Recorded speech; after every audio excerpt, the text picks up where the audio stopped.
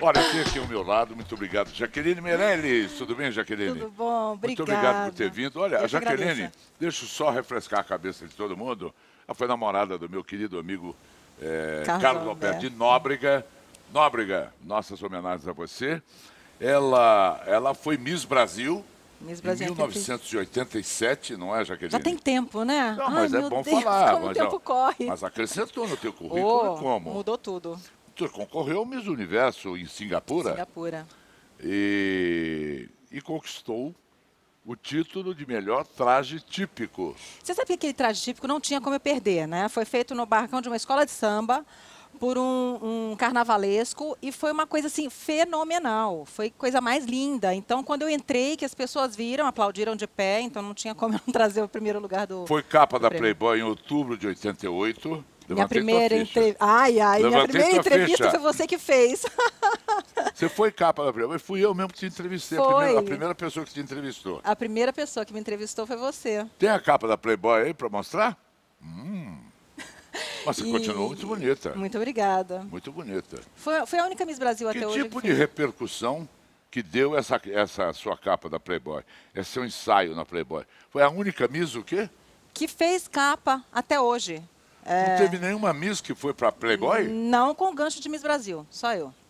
Só você. E pena que a revista agora não está mais aí, né? Mas a revista vai continuar. Sim, mas de uma outra maneira, porque era uma revista muito interessante, porque trazia muitas matérias de interesse, né? De todo o perfil. Geral, mas agora a proposta é fazer com que a Playboy recupere o seu prestígio do passado. Isso. Mas que repercussão que deu? Todo mundo te vendo pelada na Playboy.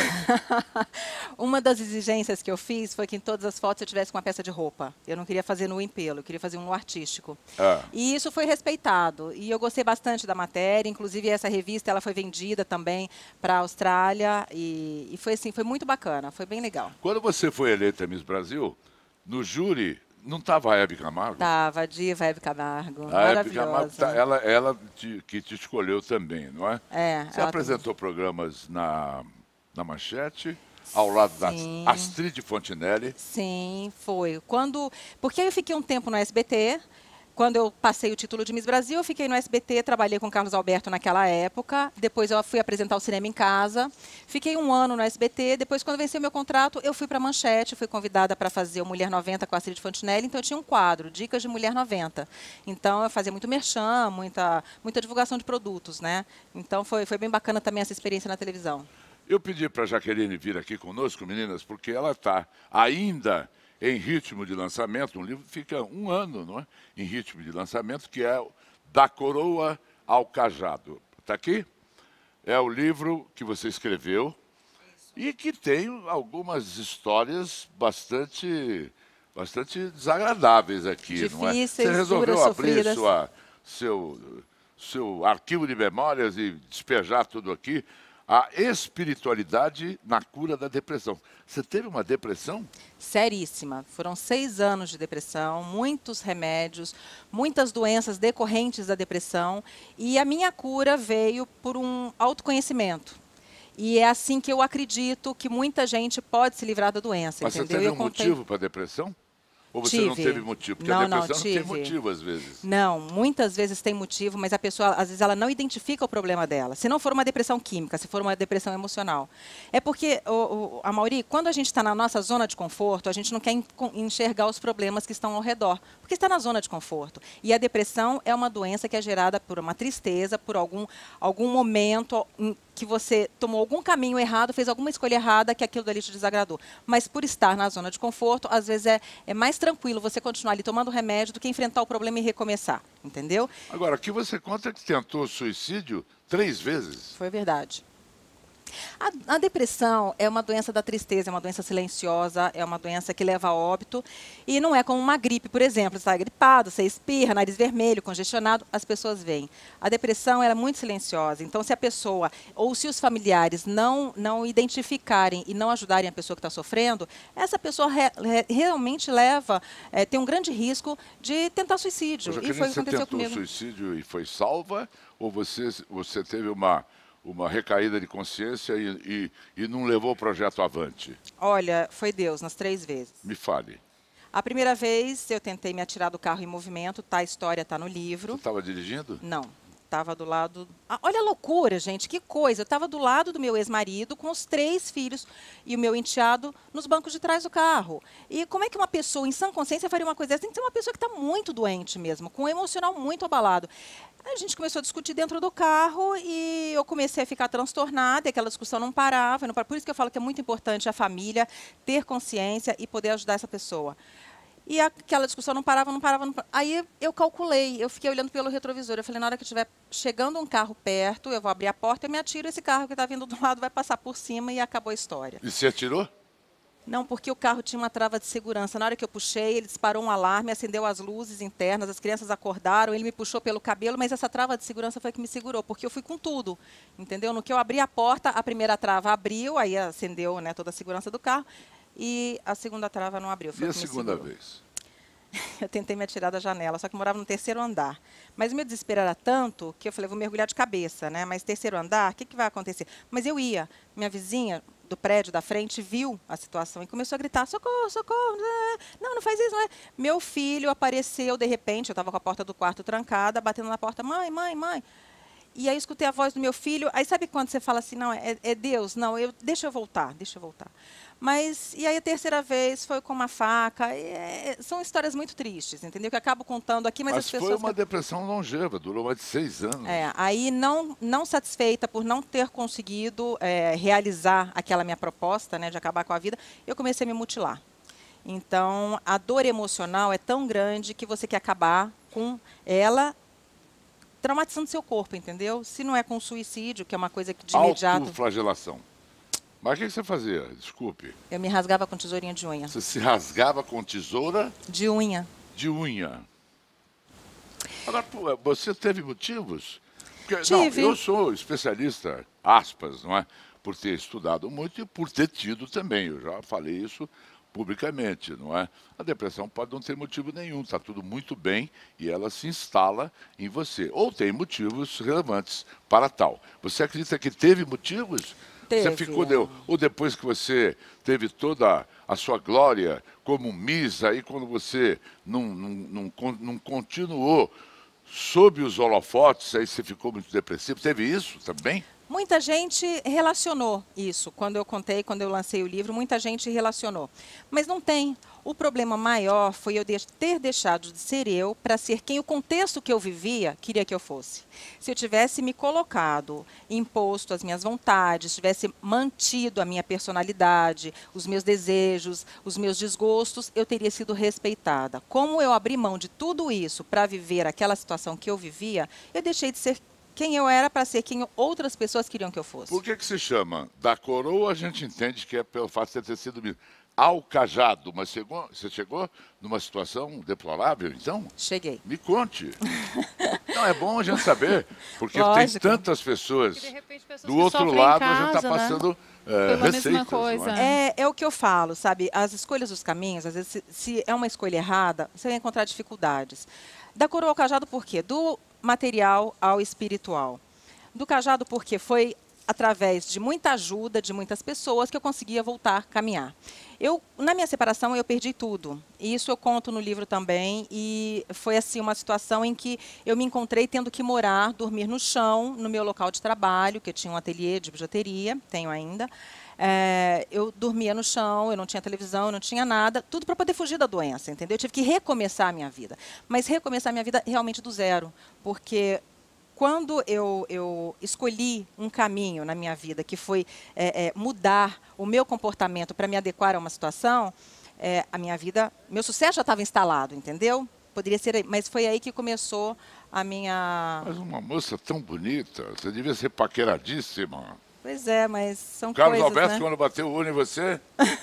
Você sabe que eu fui procurar o Carlos Alberto quando já tinha 2 anos e meio que eu estava separada, e eu precisava de rendimento, porque eu perdi todas as ações, e, bom, enfim, de alimentos, tudo.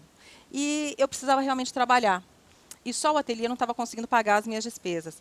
Então eu falei, vou procurar televisão de novo. Como eu Os sou filhos filha, ficaram com você?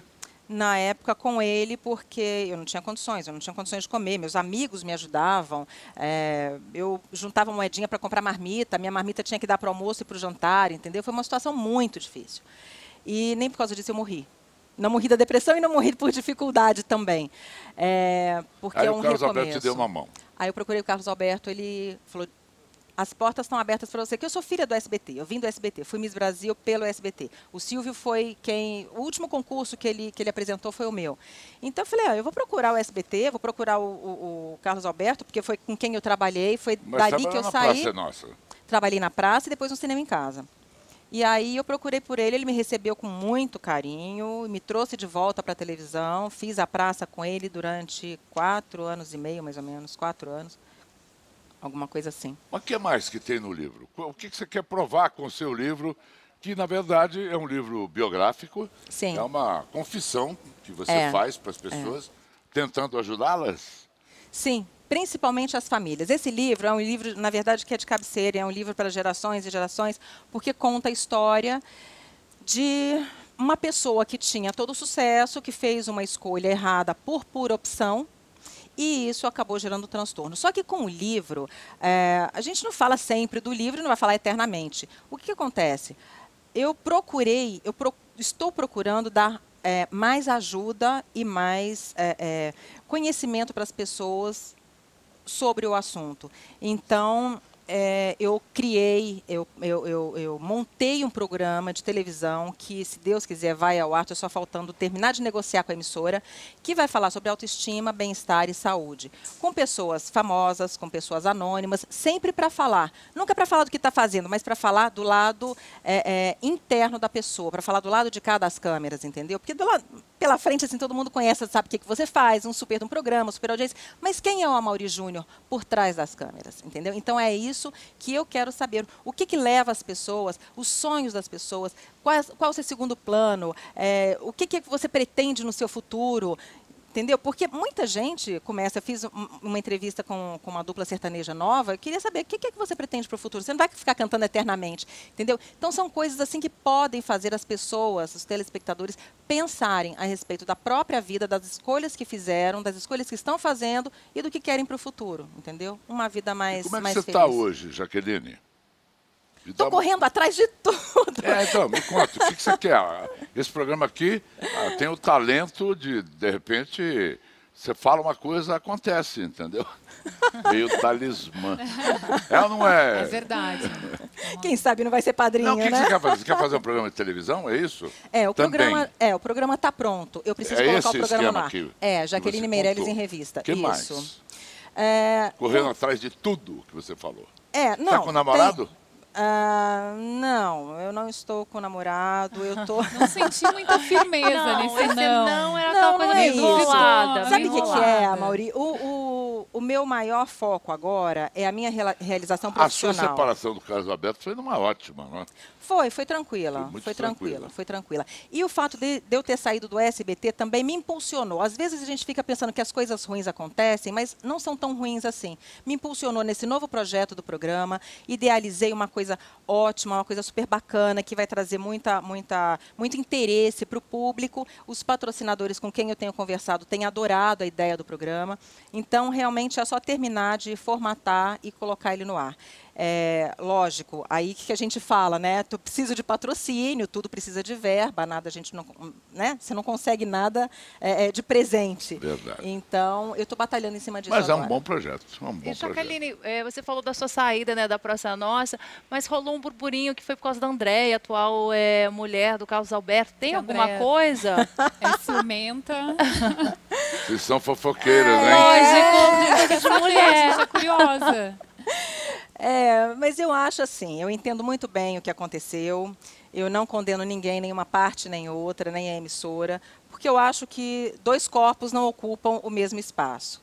A partir do momento que a Andréia saiu, que eu entrei, não tinha sentido que ela estivesse. Você se dá com a Andréia? Não. A partir do momento que ela entrou, realmente eu tinha que sair, não tinha mais fundamento continuar com aquela situação, porque seria uma situação meio delicada para se contornar. E como é um programa de humor e não tinha necessidade tanto da minha presença assim, então acabei sendo dispensada.